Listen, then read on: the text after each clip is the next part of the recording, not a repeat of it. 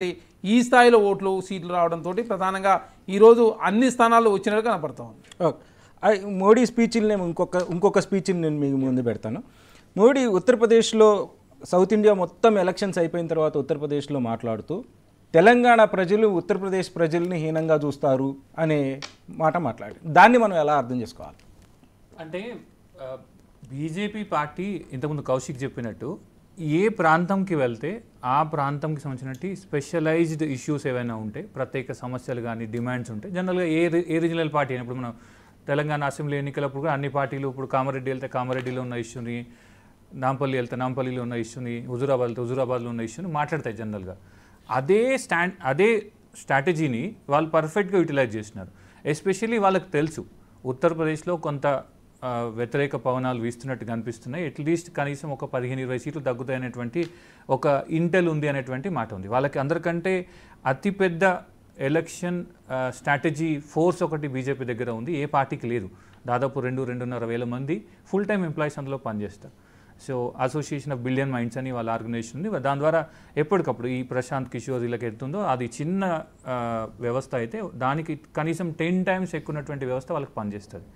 ఉత్తరప్రదేశ్కి వెళ్ళిన తర్వాత వాళ్ళకి అర్థమైపోయింది.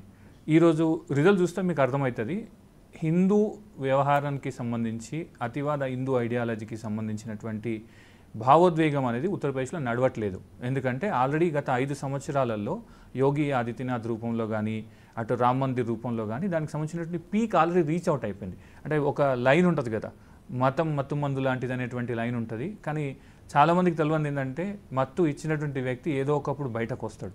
కాబట్టి ఆ ఉత్తరప్రదేశ్లో కూడా బీజేపీ పెట్టినటువంటి ఆ మతం మత్తు మందు అనేది 5-6 ఏళ్ళు నడిచింది. 2 ఎన్నికల మందకు రావాల్సినట్టు ఎలక్షన్ డివిడెండ్స్ వచ్చినాయి, వాళ్ళకి రిజల్ట్స్ వచ్చినాయి పాజిటివ్గా. ఇప్పుడు వాళ్ళు అడుగుతుంది ఏంటంటే మా జీవితాలు ఎట్లా బాగుపరిచినారు మీరు 7 సంవత్సరాలలో, 8 సంవత్సరాలలో, 10 సంవత్సరాలు మీరు అది చెప్పండి. మీరు అధికారంలో అటు డబుల్ ఇంజన్ అన్నారు. డబుల్ ఇంజన్ అంటే నాకు 2,000 రూపాయల లాభం రావాల్సి 4,000 రూపాయలు వచ్చిందా లేదా చెక్ చేసుకుంటాడు. నాకు ఒక ఇల్లు ఇస్తాను, ఇల్లు వచ్చిందా లేదా చెక్ చేసుకుంటాడు.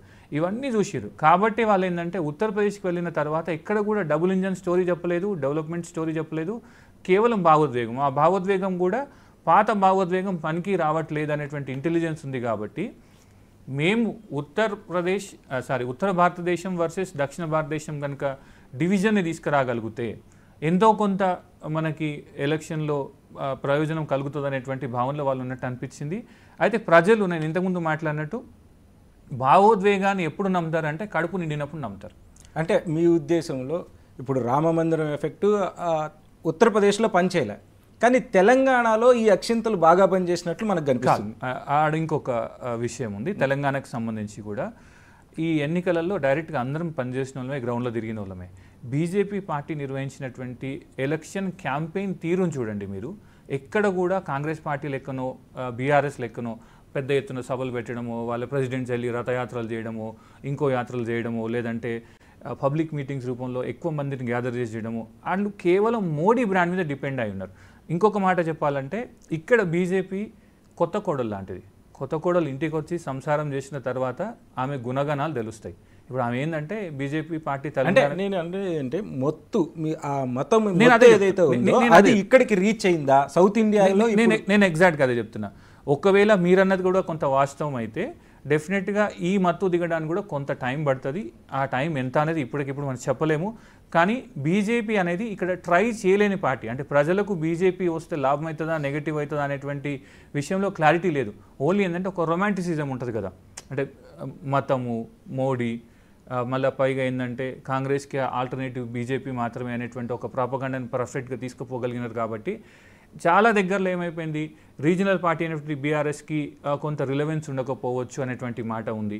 కాబట్టి ఇవన్నీ కలిసి కాంగ్రెస్కి ఆల్టర్నేటివ్ బీజేపీ అనేటువంటి దిశగా ఎస్పెషల్లీ ఈ జాతీయ ఎలక్షన్లకు సంబంధించినటువంటి మాట తీసుకున్నారు వాళ్ళు.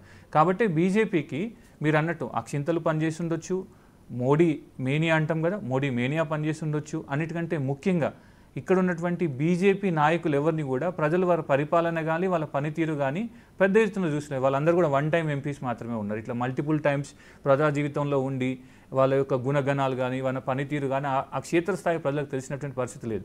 సర్ప్రైజింగ్గా నాకేమనిపించిందంటే బీజేపీకి సంబంధించినటువంటి ఎంపీలు వాళ్ళ పనితీరు విషయంకి వచ్చేసరికి అత్యంత వెనుకబడినటువంటి రేటింగ్ కనుక ఎవరికైనా ఇస్తే వీళ్ళు టాప్లో ఉంటారు. అరవింద్ కానీ లేదంటే బండి సంజయ్ కానీ. మీరు అన్నట్టు పార్టీ వైపు బ్రాండింగ్ చేసుకోగలిగినారు, హిందూ ఫేస్గా బ్రాండింగ్ చేసుకోగలిగినారు, బీజేపీ ఫేస్గా బ్రాండింగ్ చేసుకోగలిగినారు. కానీ as a parliamentarian work wise చూస్తే కనుక వాళ్ళ పనితీరు చాలా అధమంగా ఉంది. ఎందుకంటే లోక్సభలో ఇచ్చినటువంటి రిపోర్ట్స్ కానీ, వాళ్ళ పార్టిసిపేషన్ నంబర్ ఆఫ్ క్వశ్చన్స్ కానీ, నంబర్ ఆఫ్ డేస్ కానీ, వాళ్ళు సెంట్రల్ గవర్నమెంట్ తీసుకొచ్చినటువంటి నిధులు కానీ, ప్రాజెక్ట్స్ కానీ ఏమీ లేవాడ. ఎందుకంటే వాళ్ళు ఇచ్చినటువంటి డెవలప్మెంట్ కార్డ్ అనేది ఒకటి ఇచ్చినారు. ఆయన ఆ డెవలప్మెంట్ కార్డులో ప్రత్యేకంగా తీసుకొచ్చింది ఏం లేదు. అయినా కానీ ఈరోజు గెలుస్తురు అని అంటే ఒక మాట అయితే వాస్తవం, బీజేపీ ఒక రకంగా చెప్పాలంటే కొత్త కోడలు లాంటిది. ఆమె కథ ఏంటిదో రానున్న రోజులలో తెలుస్తుంది. కాబట్టి ప్రజలు బీజేపీ వైపు పోయిందని నాకు అనిపిస్తుంది. అన్న, బీజేపీ పాలిత ప్రాంతాలు ముఖ్యంగా కర్ణాటక తీసుకోండి, తెలంగాణ తీసుకోండి, హిమాచల్ ప్రదేశ్ తీసుకోండి, ఈ ప్రాంతాల్లో కాంగ్రెస్ ప్రాంతాలు ఇవన్నీ. ఈ ప్రాంతాల్లో బీజేపీ ఎక్కువ ఓట్ షేర్ సంపాదించింది, ఎక్కువ సీట్లు సంపాదిస్తుంది.